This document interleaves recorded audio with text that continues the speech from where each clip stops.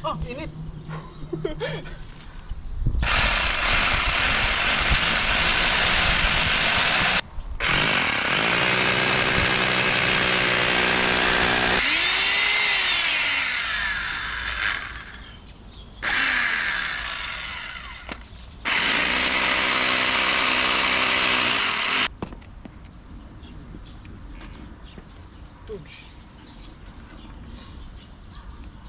Diba?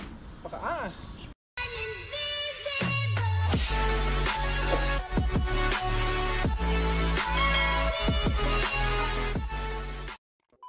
So what is up mga katunyik? Another day, another vlog. At syempre welcome back sa ating YouTube channel. At kung ilan pala kayo napatpat sa aking YouTube channel mga katunyik, ay nanyayan ko kayong subscribe at i-click ang notification bell para ma-update kayo sa mga susunod pa nating video. At for today's video mga katunyik, syempre nandito na naman tayo sa A Day in My Garden series. At ang project natin for today's video mga katunyik ay gagawin na natin yung ating pangmalakasang gate. Ay bakod pala, tapos gate. Kaya yun yung project natin at yun yung target natin ngayong araw. Pero syempre bagong lahat mga katunying, bago magsimula ang umaga natin, ay magpapakain muna tayo ng ating mga alaga. Mga alagang hayop mga katunying, ay papakain muna tayo. At itatry natin yung nabili ko kahapon na yung darak mga katunying, kung gusto ba ng mga manok natin. Titingnan natin, subukan lang natin mga katunying. Pero sana gusto nila. Yun, dahil umulan ng malakas kahapon, yung gusto kong patuyuin na swimming pool nila, ayun, mas lalong nalunod. Tapos nabasa din yung yung ating kukumutan. So hindi natin makukumutan yun ngayon. Di bali, ang target naman natin ngayon mga katunying is yung gate. Pwede namang sa susunod na lang to, bukas, ganun. Kasi araw-araw naman tayo dito mga katunying. Kaya magpakain muna tayo ng ating mga alaga at titingnan natin kung gusto nila yung darak. SG. At siya nga pala mga katunying, nabanggit ko kasi kay papa ko na darak na yung papakain ko sa mga pato. At nagsuggest pala sila na subukan ko daw nalagyan ng puno ng saging o lambaan sa tawag sa amin ito mga katunying. So kumuha ko ng maliit muna. So pagtetestingan lang natin kung gusto nila mga katunying, kung kakainin nila yung darak na merong puno ng saging, ay marami tayong saging dito na kailangan nating tanggalin. Kaya marami tayong mapagkukunan na libre. Kita try natin mga katunying, sana kainin nila. Kung gusto nila tong puno ng saging na may darak, araw-arawin na natin mga katunying. Pero sabi ni papa ko dapat pino daw, o maninipis lang yung hiwa. Sa bagay kasi ang mga pato mga katunying, mga dahon kinakain nila eh. Mga pato ito gusto nila. Kung gusto nila to, araw-arawin ko silang lagyan ng ganito. Yun. So haluan na natin to ng darak. Unahin muna natin yung para sa pato dahil may saging to mga katunying.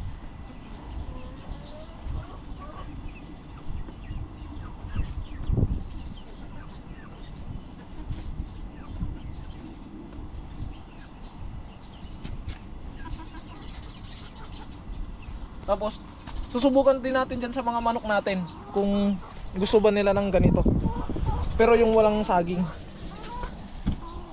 So tatry natin yung pangmalakasan.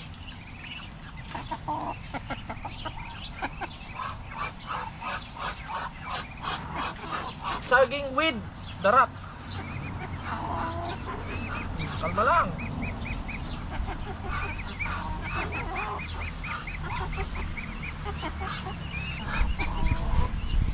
Kapag naubos nila itong mga katunying, ibig sabihin gusto nila pati yung saging.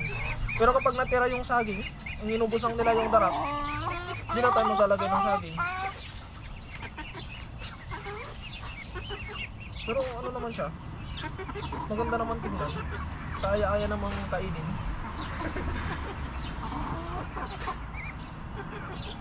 Ano?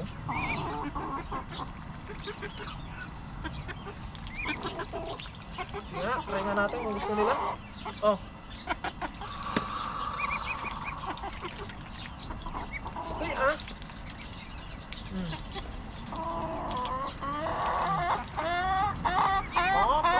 Kok.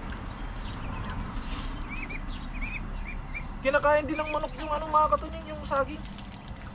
Pero Yun.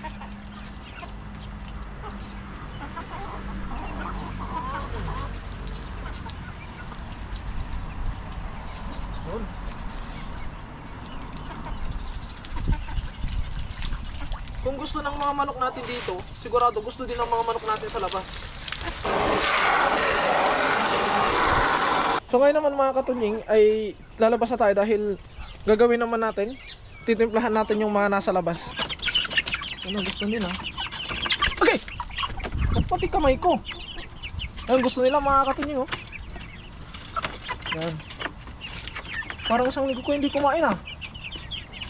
2 beses ko naman kayo pinapakain sa isang araw ah.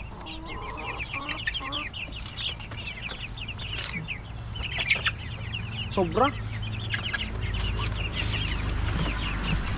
Yan, bali gusto nila mga katunying no? Positive. Makakatipid tayo sa feeds. Bali darak na lang ang bibili natin mga katunying. Kaya ang darak ay mura kumpara sa feeds. Ito naman bibigyan naman natin ito mga. Kaya ngayon naman mga katunying, next na natin yung ating project doon sa ating bakod. Yan, magbabakod na tayo. At sanay matapos natin dahil makulimlim ang kalangitan, naway wag umulan para matapos natin. Let's G.